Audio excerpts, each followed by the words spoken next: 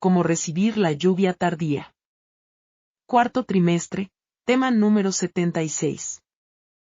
Semana 50, 23/03/2024, sábado, séptimo día de la semana. Cronograma para el Santo Sábado del Eterno Creador. Al llegar al templo, cada quien ora individualmente, dando así un tiempo para esto. 7 himnos. Segmento de acción de gracias donde cada uno podrá exponer sus testimonios de los cuidados y bendiciones del Eterno por él, en el mes que pasó. Oración inicial. Repetir la ley. Recordar los emblemas. Leer una parte del libro de la ley. Tener un libro de peticiones de oración en el santuario. No hay tiempo específico para escribir las peticiones en el cuaderno. Solo el que desea hacerlo y no cosas comprometedoras, pues Dios conoce todo. Luego pasar al estudio del sábado. Luego se termina con 7 himnos. Repetir la ley. Oración final. Las 7 formas de caída. La fuerza. La fuerza, pero se me dejó saber que ésta no podrá controlar ni dominar una conciencia y decisión firme por Cristo Jesús. Y dijo así, el yo desea tomar por la fuerza o la astucia aquello que no le corresponde o no le es lícito. El yo hace sentir, al que lo porta, superior a todos, inclusive, cree que es superior a mí. El yo maltrata verbal y físicamente a su prójimo y no se muta pues, para él, todo debe ser hecho como él dice y no como yo digo. Mortal engaño satánico. Sentimentalismo. La segunda de ellas, el sentimentalismo, este será grandemente probado en todo su enérgico poder, mas una entera confianza sin reservas en Cristo Jesús es lo que nos garantizará la victoria. Y dijo así, el yo se cree víctima y juega de dicho lado hasta que es confrontado y descubierto. Y ahí cambia a victimario, donde todos tienen la culpa de que él sea así. Este hechizo mortal vive en aquel, cuyo yo está florecido en él. Juego astuto del enemigo desde que se encontró en el maldad, en el cielo. Complacencia. La tercera de ellas, la complacencia, esta en pro del bien común será una amplia puerta para destrucción, mas no la debemos consentir, sino que debemos ejercer la libertad de conciencia bajo un escrito está y, así, podremos vencer. Y dijo así, el yo vive para complacerse y poner, al último las necesidades de su prójimo. El yo vivo nunca se da por satisfecho, siempre quiere más, aunque no lo necesite. Sus trofeos son tanto internos como externos, su intelecto, es creerse superior en su retórica, sus ideas, soluciones y actos. Él contra todos, pero nadie contra él. Sutil veneno mortífero que el enemigo inserta en el hombre que no es contrito de corazón. La complacencia de la superioridad, en todo sentido, ante otros es un reflejo de que el maligno entrona esa mente y ese corazón. Orgullo. La cuarta de ellas, el orgullo, este es tan sutil y a la vez tan obvio, mas este último disfrazado de la conveniencia propia, y calificado como válido a nuestro entender, será la ruina y cerrará la puerta real de la salvación. Solo una humillación total a Dios nos dará la victoria en él. Así dijo el Señor, el orgullo es el yo que vive para enaltecerse. Orgulloso de tener lo mejor, de llamar la atención para sí entre todos. Se viste para ser visto, se peina para que lo admiren, da alarde de superioridad y manda a todos mientras él merece estar de brazos caídos con el pensamiento activo centrado en lo que imagina, en lo que cree necesitar para seguir escalando puesto y posición. Este, casi imperceptible, engaño satánico, es letalmente mortal al que lo porta y también para los que lo adulan. Calumnia. La quinta de estas, que se me habló, fue la calumnia, esta es la muerte para el que la practica, y aunque su espada mortífera desea ser clavada ante su adversario, ésta solo atraviesa el corazón de quien la porta. Resistid al diablo, se me dijo, y de vosotros huirá y no toquéis lo inmundo. Habrá aflicciones, Mas confiad porque yo he vencido al mundo. Rogad al Dios de la siega que os junte en su granero. Así dijo el Señor, el yo vive calumniando a todo y a todos, pues, en su creída imaginación mórbida no es feliz por culpa de otros. No es pleno, y culpa a todos de esto. Todo es por culpa ajena y nunca propia. Si se cae, mira a sus lados y, si alguien lo vio, ya es culpa de ese alguien, porque según él, se distrajo al verlo y se cayó. En fin, el calumniador nunca va a creer que él tiene la culpa, que la culpa es propia, sino que la culpa es siempre ajena. Si no le parece lo que otro dice, pues, es mentira. Se siente aludido por todo y por todos. Vive su vida excusando su mal proceder. La dejadez y su forma parasitaria de vivir es característica de esta persona y de esta cualidad. Dilación. La sexta de estas, de que se me habló fue la dilación, acción sutil pero una gran arma de destrucción. Esta es una forma de vida que ataca el pensar humano y lo adormece. Adormece el pensamiento y retrasa la acción del deber de cumplir, el mandato celestial.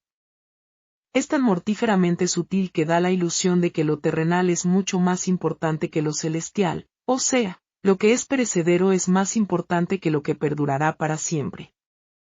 Orad, orad sin cesar, ayunad y buscad el rostro de Cristo Jesús para que podáis vencer ante esta arma de la dilación. Así dijo el Señor, el yo vive por la dilación. Hoy no puedo por esto, mañana no podré por aquello.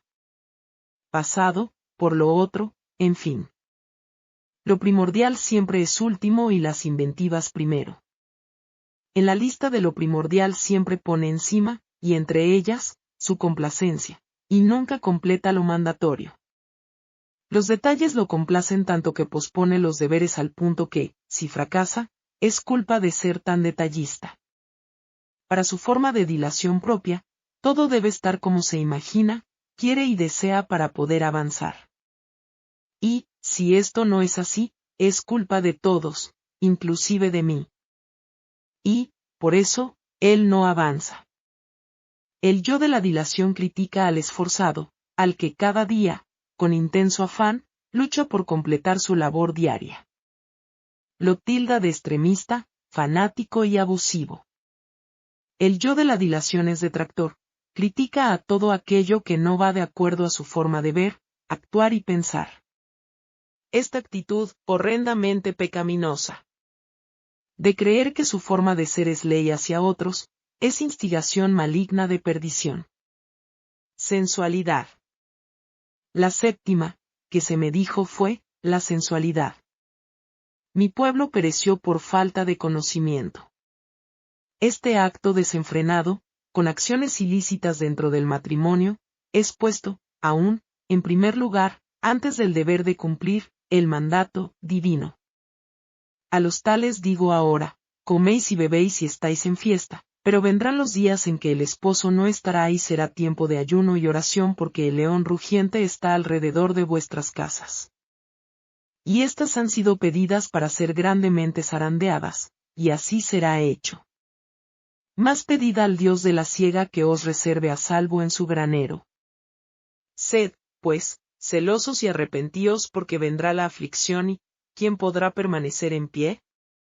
En ese momento terminaron diciéndome, Ezequiel 20. La séptima, y última, es la sensualidad. El yo de la sensualidad es vivir en el yo interno y externo constantemente.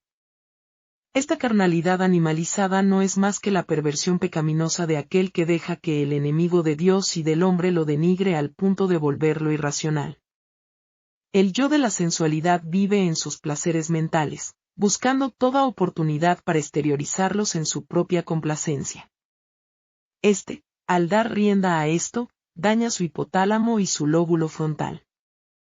Su cerebelo vive adormecido, como cuando la marihuana invade el torrente sanguíneo o cuando la metadona es ingerida, introducida, al cuerpo.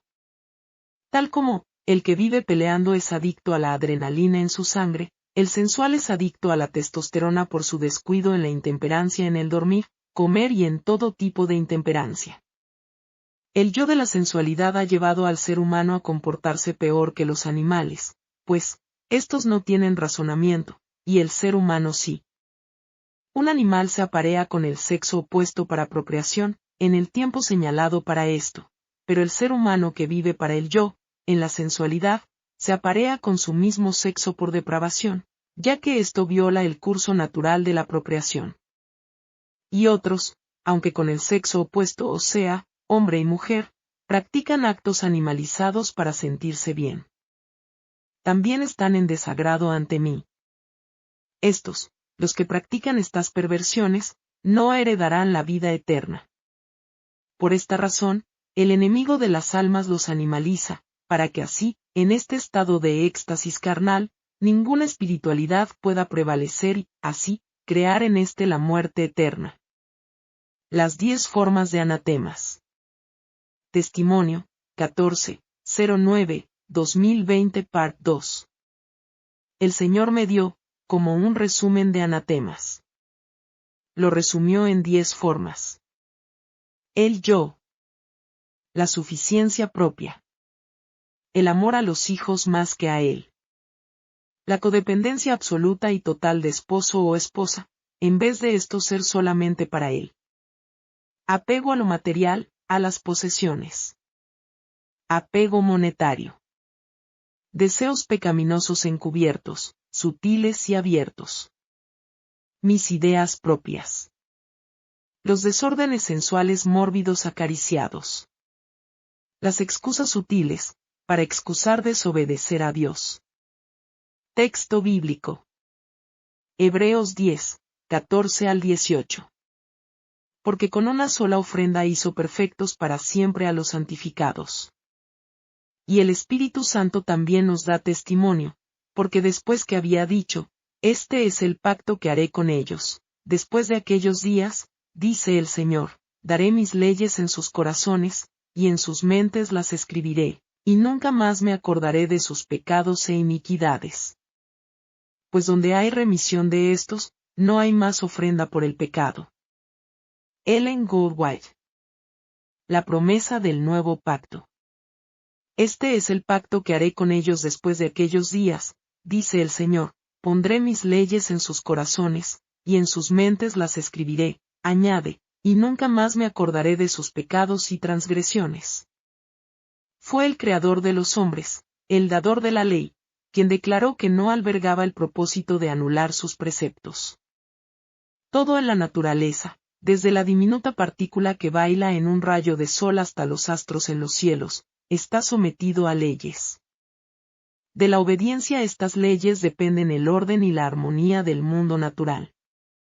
Es decir, que grandes principios de justicia gobiernan la vida de todos los seres inteligentes, y de la conformidad a estos principios depende el bienestar del universo. Antes que se creara la tierra existía la ley de Dios.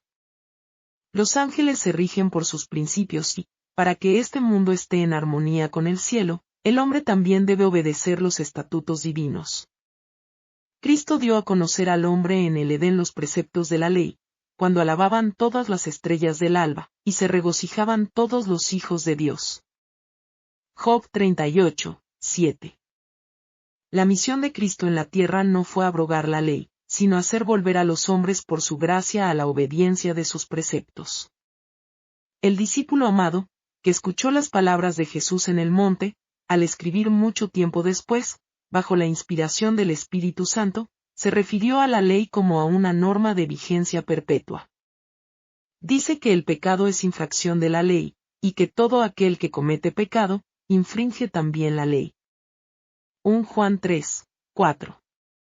Expresa claramente que la ley a la cual se refiere es el mandamiento antiguo que habéis tenido desde el principio.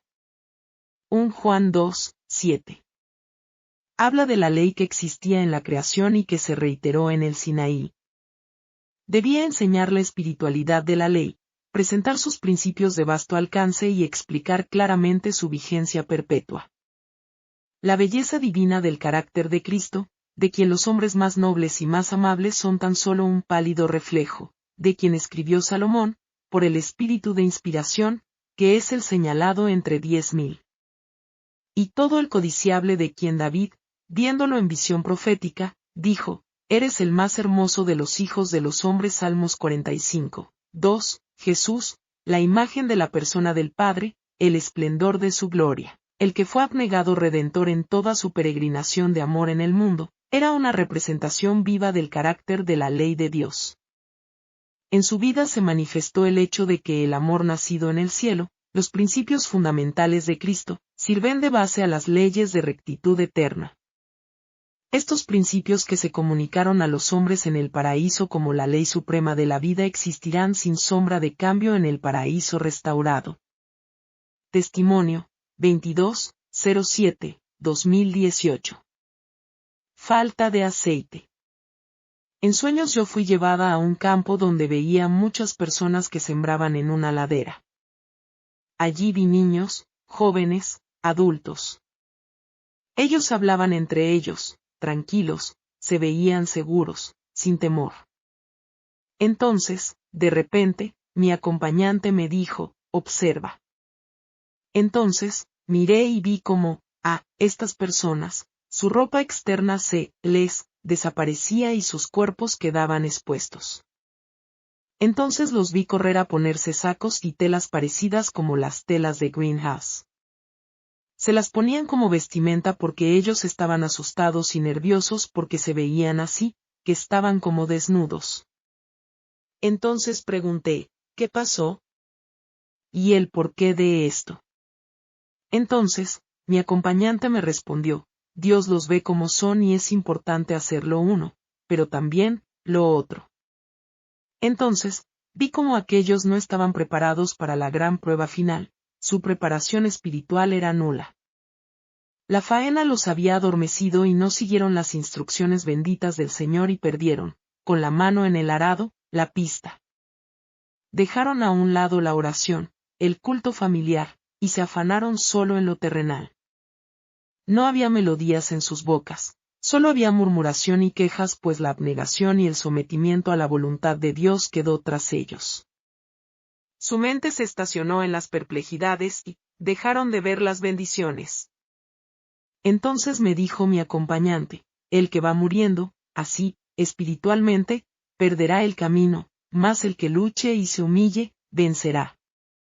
Y, en ese momento, fui suspendida en los cielos y veía la tierra y en el recorrido por esta vi grandes desastres, llamaradas intensas de fuego y humo que salían de la tierra, el mar estaba desquiciado y la tierra temblaba, como cuando el viento pega las hojas de un árbol. Todo iba creando destrucción a su paso. En eso, mi acompañante me dijo otra vez, mira. Y miré y vi como estos desastres, en aumento, traían mucha desgracia a la raza humana. Mas estos, como Sodoma y Gomorra, continuaron su curso de perdición. Una calamidad tras otra me fue mostrada, también, en el mundo. Mas, entonces, llegaba, con esto, la prueba suprema para el pueblo de Dios. Entonces me dijo mi acompañante, no se dan cuenta de su situación pues están dormidos y han sido entregados a espíritus de tormento. Dejaron que su lámpara se apagase y no hicieron provisión de aceite. Entonces, en ese momento, vi como sombras de oscuridad caían sobre estas personas de esta condición. Y eran atormentados con depresiones, ansiedades, insomnios, ataques de pánico. Estaban con estrés. Todo esto destruía su ser y, con todo, no buscaron al Dios eterno ni se humillaron delante de él. Una mente reprobada estaba en ellos y el mal reinaba en donde una vez hubo gran luz. Vi niños, adolescentes, también vi jóvenes, adultos, ancianos, en tal condición. Y su vida la vivían como si no estuvieran bajo el escrutinio santo de Dios. Esto no los despertó, las calamidades del mundo. No los despertó, tampoco, su condición que los aquejaba. Solo siguieron sus gustos, sus placeres, excusando, en todo, sus actuares y pensares. Y pensaron que, bajo esta condición de raciocinio, Esto, pasaría la prueba de Dios y que su propia justicia sería aprobada por Dios. La humillación ante Dios y el sometimiento a Dios son requisitos y no son una opción, son el manejo sempiterno de su reino y el que no los obedezca aquí no llegará allí. Entonces, vi muchos en sufrimiento y dolor en extremo, un dolor que no puedo describir.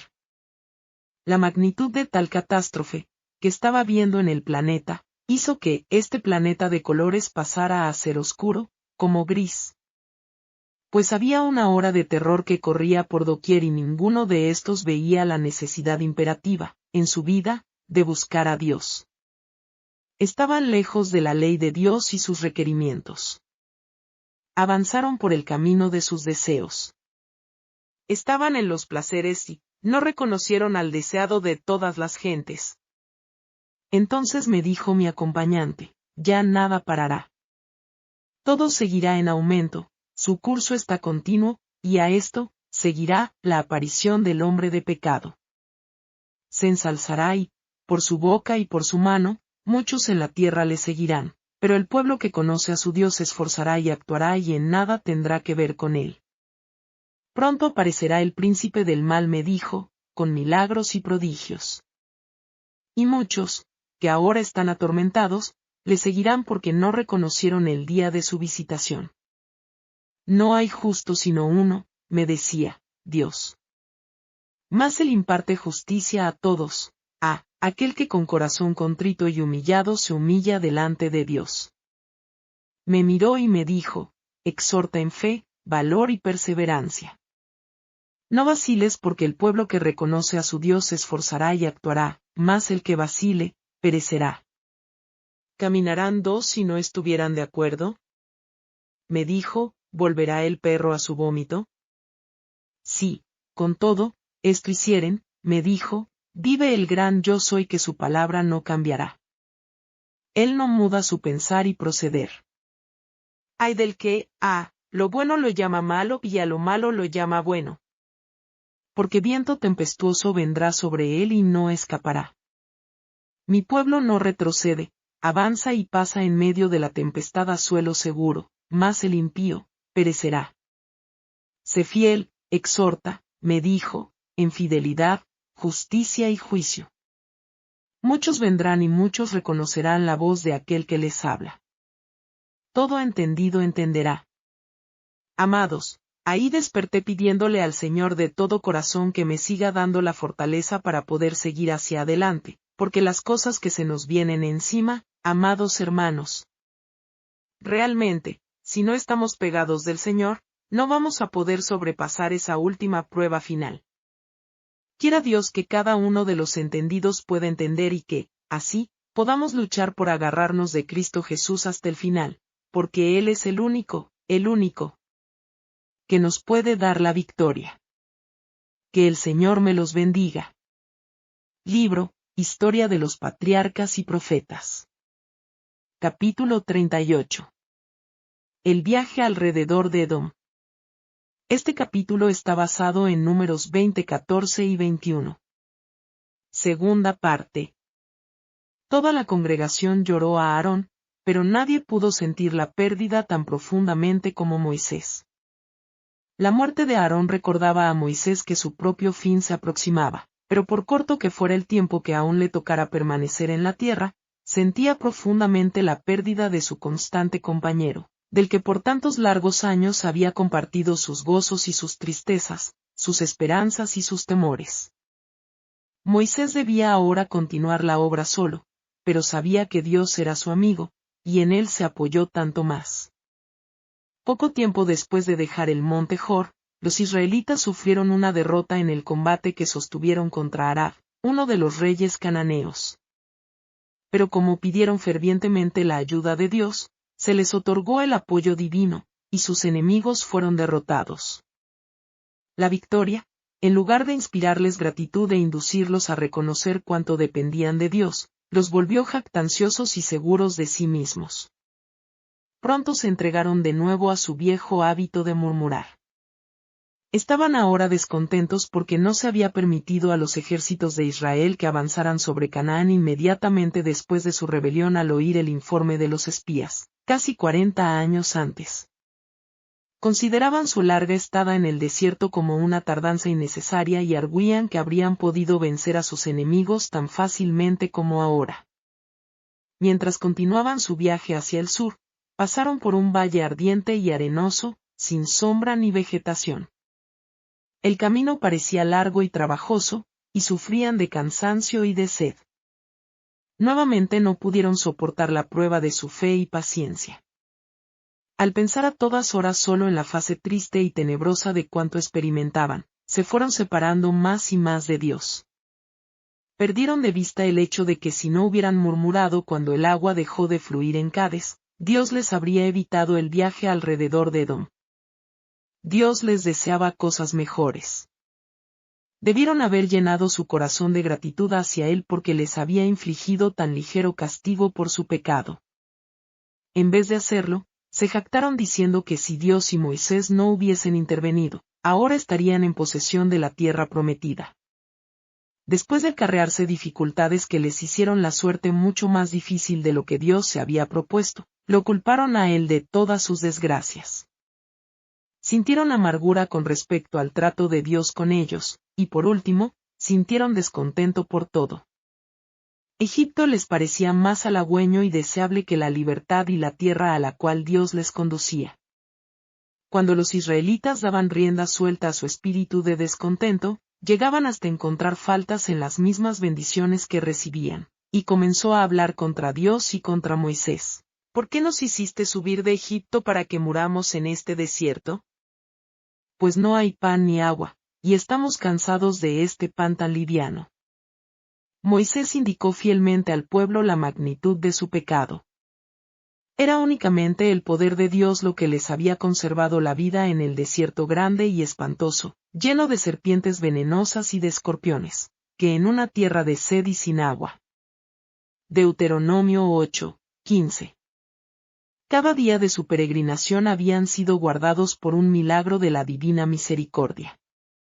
En toda la ruta en que Dios los había conducido, habían encontrado agua para los sedientos, pan del cielo que les mitigara el hambre, y paz y seguridad bajo la sombra de la nube de día y el resplandor de la columna de fuego de noche. Los ángeles les habían asistido mientras subían las alturas rocosas o transitaban por los ásperos senderos del desierto. No obstante las penurias que habían soportado, no había una sola persona enferma en todas sus filas. Los pies no se les habían hinchado en sus largos viajes, ni sus ropas habían envejecido. Dios había subyugado y dominado ante su paso las fieras y los reptiles venenosos del bosque y del desierto.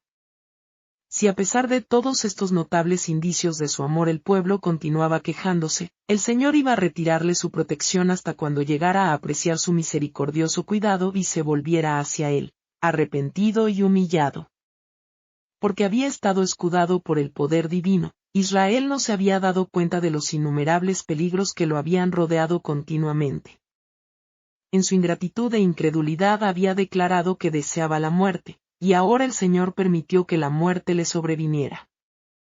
Las serpientes venenosas que pululaban en el desierto eran llamadas serpientes ardientes a causa de los terribles efectos de su mordedura, pues producía una inflamación violenta y la muerte al poco tiempo. Cuando la mano protectora de Dios se apartó de Israel, muchísimas personas fueron atacadas por estos reptiles venenosos. Hubo entonces terror y confusión en todo el campamento. En casi todas las tiendas había muertos o moribundos. Nadie estaba seguro. A menudo rasgaban el silencio de la noche gritos penetrantes que anunciaban nuevas víctimas. Todos estaban atareados para asistir a los dolientes, o con cuidado angustioso trataban de proteger a los que aún no habían sido heridos. Ninguna murmuración salía ahora de sus labios. Cuando comparaban sus dificultades y pruebas anteriores con los sufrimientos por los cuales estaban pasando ahora, aquellas les parecían baladíes. El pueblo se humilló entonces ante Dios. Muchos se acercaron a Moisés para hacerle sus confesiones y súplicas. Hemos pecado, dijeron, por haber hablado contra Jehová y contra ti. Números 21, 7 al 9.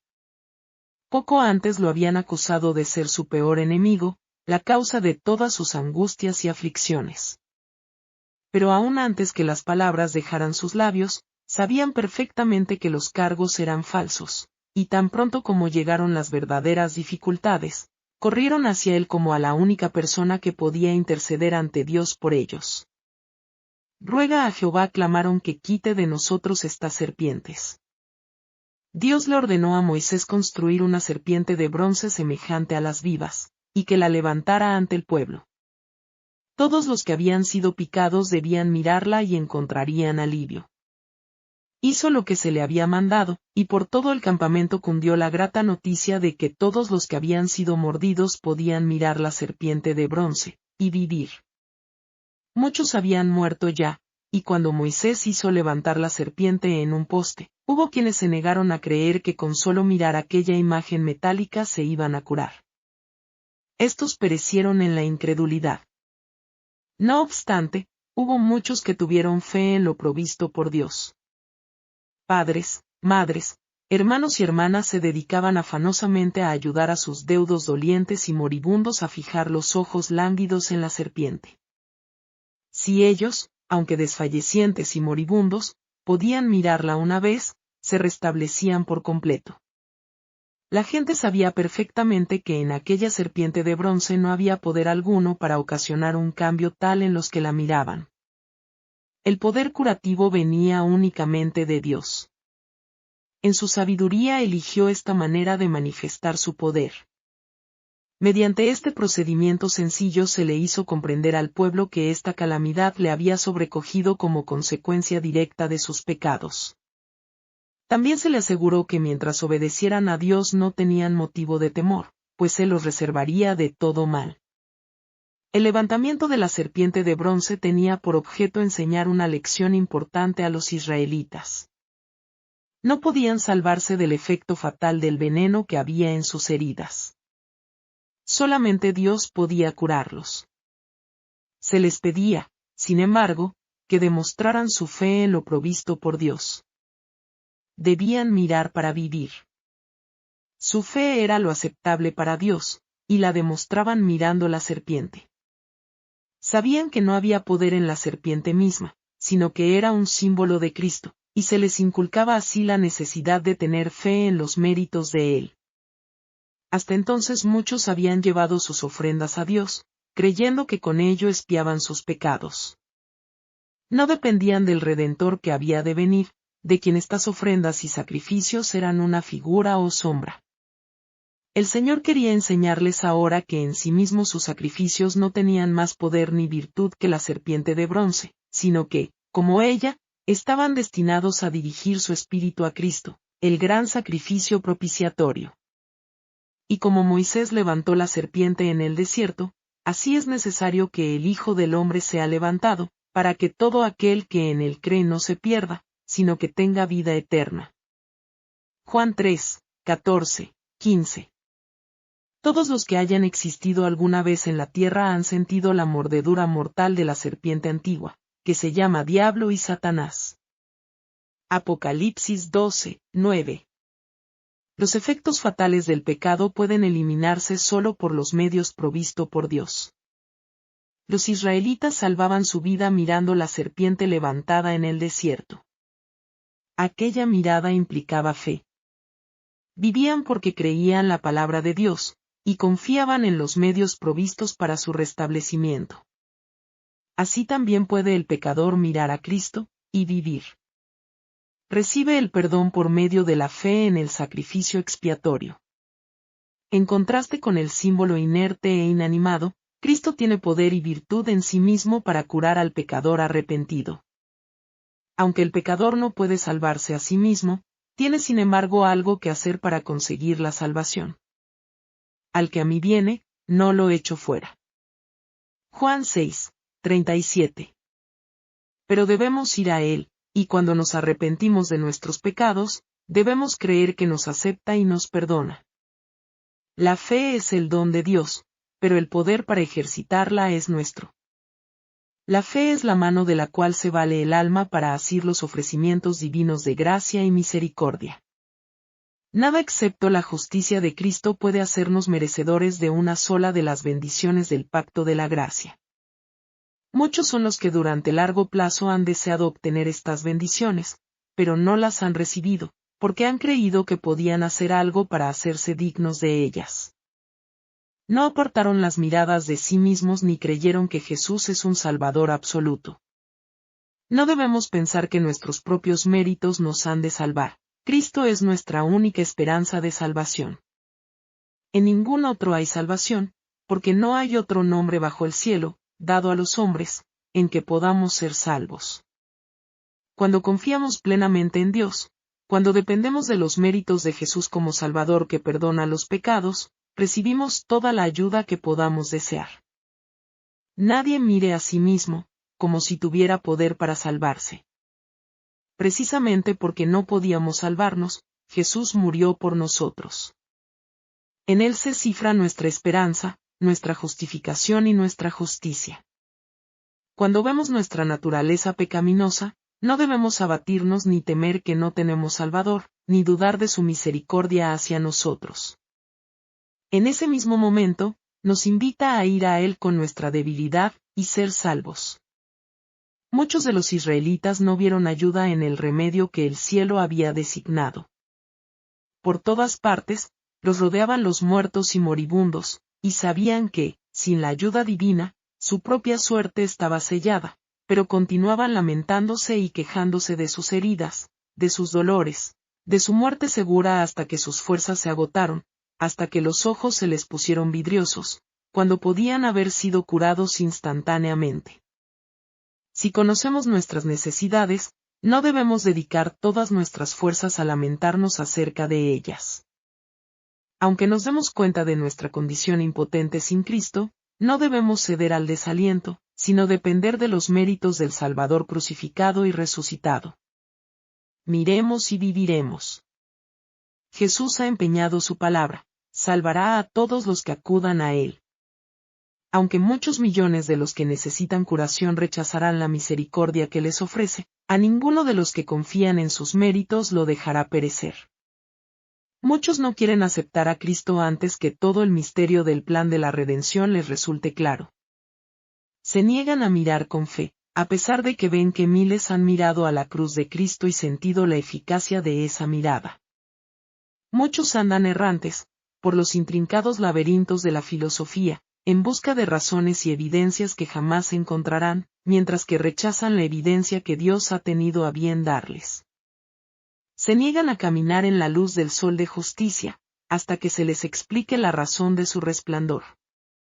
Todos los que insistan en seguir este camino dejarán de llegar al conocimiento de la verdad. Jamás eliminará Dios todos los motivos de duda. Da suficiente evidencia en que basar la fe, y si esta evidencia no se acepta, la mente es dejada en tinieblas. Si los que eran mordidos por la serpiente se hubieran detenido a dudar y deliberar antes de consentir en mirar, habrían perecido. Es nuestro deber primordial mirar, y la mirada de la fe nos dará vida. Himnos. 138, dominará Jesús. 158, dad gloria al Cordero Rey.